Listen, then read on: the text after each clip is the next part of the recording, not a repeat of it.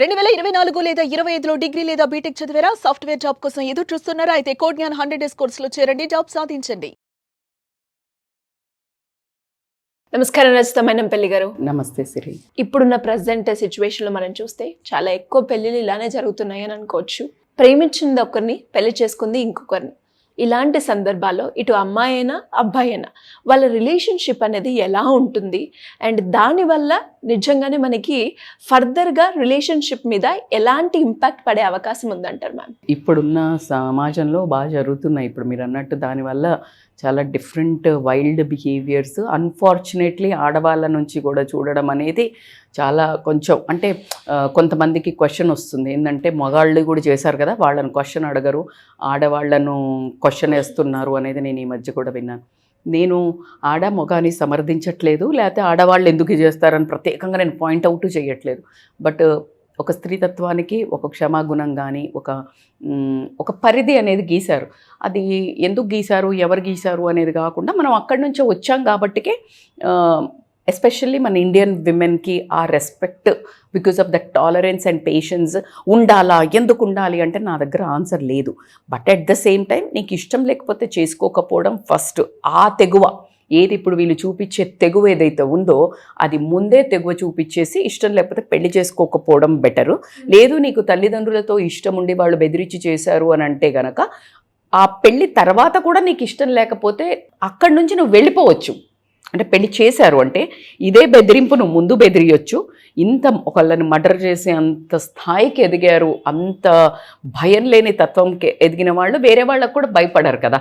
ఇప్పుడు ఇలా చేస్తే ఇంకా ఫ్యామిలీ నడి రోడ్డున పడుతుంది అనేది కూడా ఆలోచించకుండా మేబీ వీళ్ళు ఒకప్పుడు రాక్షసులు దేవుళ్ళు చాలా ప్రామాణికంగా ఉండేవాళ్ళు పాతకాలంలో.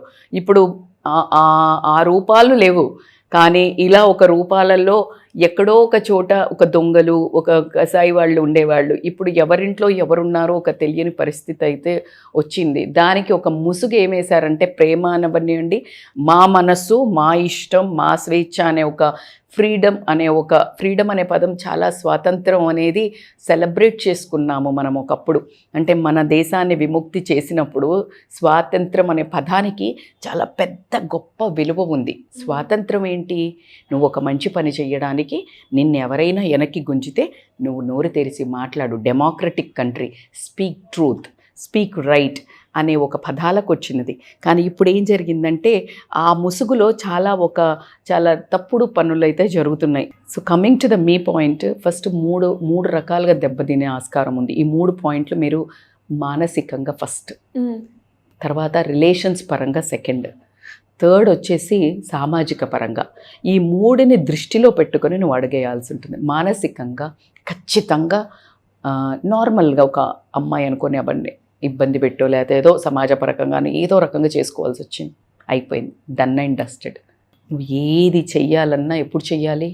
ముందు చెయ్యాలి. ఈ అవకాశం దాటి నువ్వు ముందుకు వచ్చావు. దీంట్లో ఎవరో ఒకళ్ళు అలా ఎంటర్ అయినప్పుడు ఇంకొకళ్ళది ఏమైనా తప్పు ఉందా? లేదు. తప్పు లేని వాడికి శిక్ష ఎందుకు వేస్తావు? తప్పు లేని ఆమెకి శిక్ష ఎందుకు వేస్తావు? అది రాంగ్ కదా. నువ్వు శిక్ష వెయ్యాలి అనుకుంటే నీ కన్నా తల్లిదండ్రుల కన్నా లేకపోతే నీకు నువ్వు వేసుకో, సంబంధం లేదు. కానీ నువ్వు వేసే శిక్ష ఎంత అటువా నువ్వు ఎవరినో ఒప్పించడానికి, అటు నీ ప్రేమించిన అమ్మాయినో అబ్బాయినో, అట్ ద సేమ్ టైం పెళ్లి చేసుకున్న అమ్మాయినో అబ్బాయినో నువ్వు చేయడం అనేది సమంజసం కాదు. అయిపోయింది.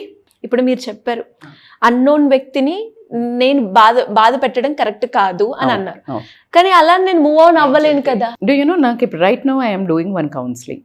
8 ఏళ్ళలో 12 ఏళ్ళలో ఎంటపడి పెళ్లి చేసుకున్నాడు. The amount of torture is doing.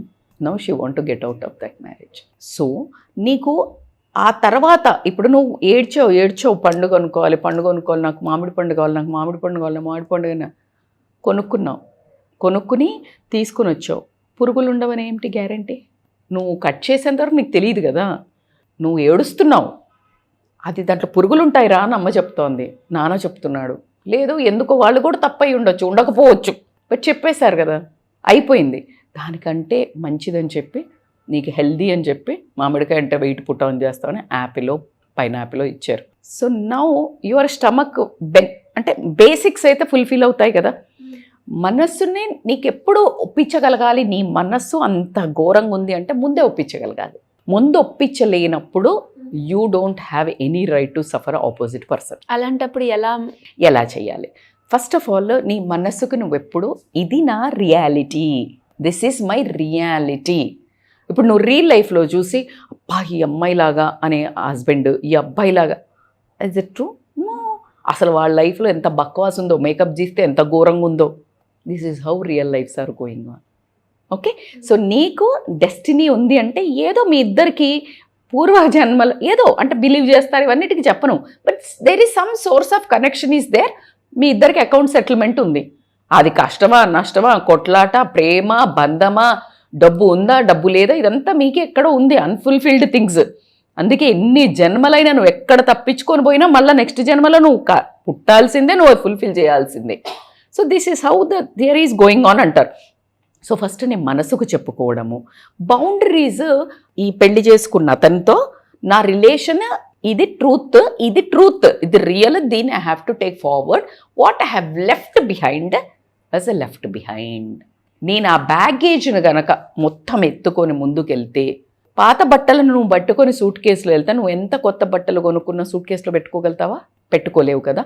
So you need to clear your అల్మారా. So this is a first. Secondary is ఎప్పుడైతే నువ్వు కమ్యూనికేషను ఆ ఎక్స్పర్సన్తో you need to disconnect, which is a basic thing.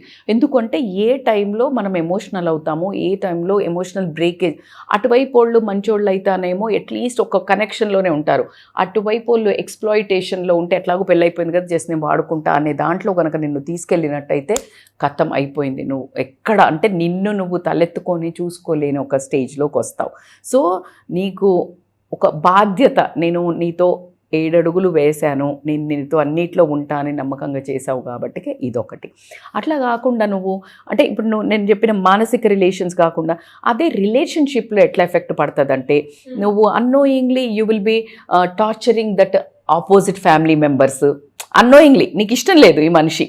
So ఒకవేళ గర్భం దాల్చాలనుకున్నావు, నీకు పిల్లలు సరిగ్గా పుడతారా?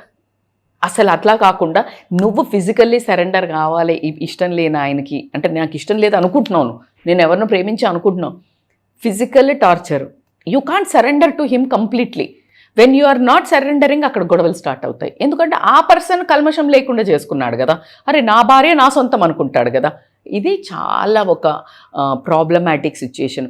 నువ్వు పిల్లల్ని ఒకవేళ ప్రెగ్నెన్సీ ట్రై చేసినా కూడా పిల్లలు స్ట్రెస్ఫుల్గా పుట్టడము, ఒకవేళ నువ్వు టూ మచ్ దాంట్లోనే ఉంటే కనుక వాళ్ళ అంగవైకల్యంగా పుట్టడము, లేకపోతే మెంటల్లీ డిప్రెస్డ్గా పుట్టడము, ఎంఆర్గా, అయ్యయ్యో this all the reasons.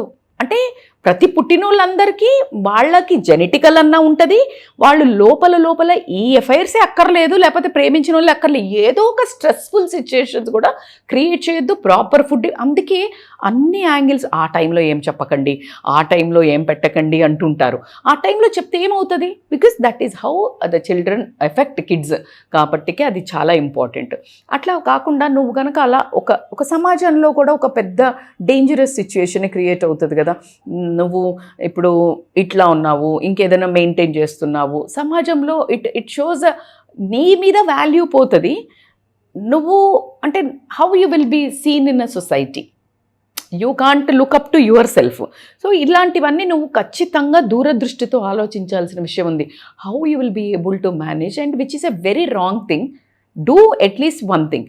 So నీకు నీ హస్బెండ్ మంచిగా చూసుకోవట్లేదు, బాగా కొడుతున్నాడు, తిడుతున్నాడు, తాగుబోతు, అప్పుడు నువ్వు డివోర్స్ తీసుకొని నువ్వు మళ్ళా నీ బ్యాక్ హస్బెండ్కి ఒకవేళ పెళ్ళి కాకపోతే మళ్ళా వెళ్ళి నువ్వు పెళ్ళయ్యి అతను మంచిగా ఉంటే నువ్వు వెళ్ళి డంప్ అవ్వటం కూడా ఇంకొక జీవితాన్ని నాశనం చేసినట్టు అవుతుంది. సో కాబట్టి these are the very sensitive topic కదా సిరి, అంటే it's a very sensitive topic. So ముందు మీరు పెళ్ళి చేసుకోబోయే వాళ్ళకి, చేసుకున్న వాళ్ళకి ఏంటంటే దీంట్లో one thing I can tell you, once you decided for all, before the డెసిషనే చాలా గట్టిగా ఆలోచించి తీసుకోండి. దాని తర్వాత దాని మీద నిలబడండి. కష్టం అవుతుంది, మనస్సు కదా, కష్టం అవుతుంది. నేను కష్టం అవ్వదు, ఈజీ, జస్ట్ మూవ్ ఆన్ అని నేను చెప్పట్లేదు.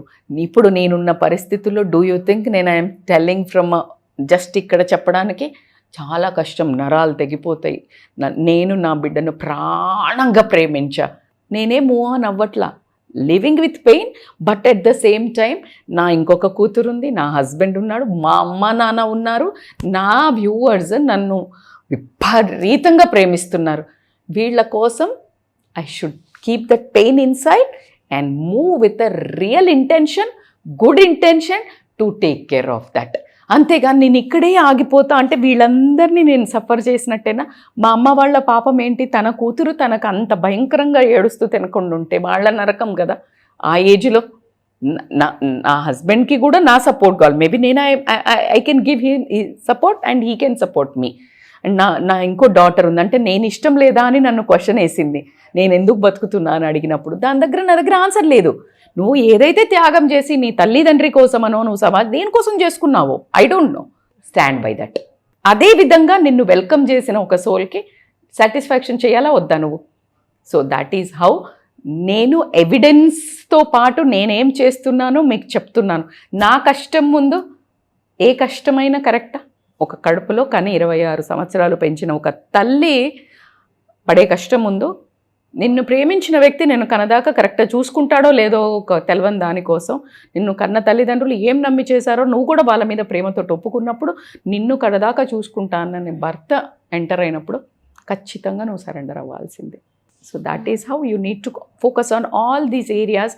అన్నిటికంటే ఎక్కువ నీ సెల్ఫ్ రెస్పెక్ట్, నీ డిగ్నిటీ నువ్వు లాస్ కాకుండా, కమ్యూనికేషన్ కట్ చేసి పోస్ట్లు ఇవి అవి పెట్టకుండా కొన్ని రోజులు నువ్వు జోన్ అవుట్ అయ్యి ఏమవుతుందా అని స్నీకింగ్ పీకింగ్ లేకుండా నువ్వు ఉంటే కనుక you will be very easily you can manage. And ఈ పర్సన్కి ఛాన్స్ ఇచ్చి వెల్కమ్ చేసి ఆ లవ్ని, ఆ వామ్త్ని, then you will be able to handle this situation very gracefully. Great ma'am, thank you so much. Thank you Siri.